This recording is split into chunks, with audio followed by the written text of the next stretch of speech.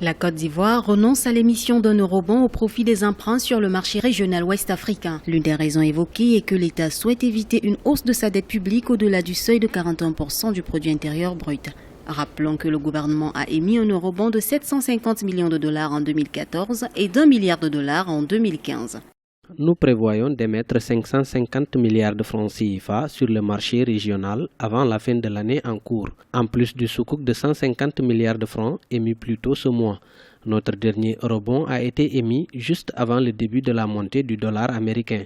Aujourd'hui, l'émission d'un eurobond coûte très cher.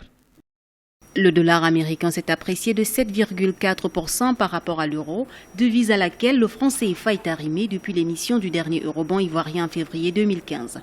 Au mois de juillet, le Fonds monétaire international avait revu à la baisse les prévisions de croissance de la Côte d'Ivoire en 2016 à 8%, contre une précédente estimation de 8,5% en raison de la baisse de la production agricole. Privilégier les emprunts sur le marché régional est favorable pour l'économie de l'UEMOA, précisent certains analystes.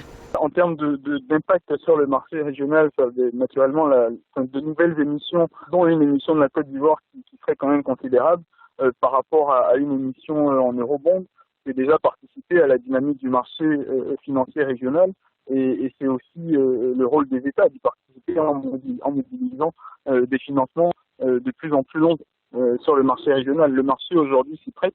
Donc la Côte d'Ivoire en profite. Contrairement aux chiffres du FMI, la Côte d'Ivoire maintient ses prévisions de croissance économique pour 2016 à 9%. Le pays est en plein redécollage économique. La première puissance de l'UEMOA s'inscrit dans une politique de développement durable et de diversification de l'économie.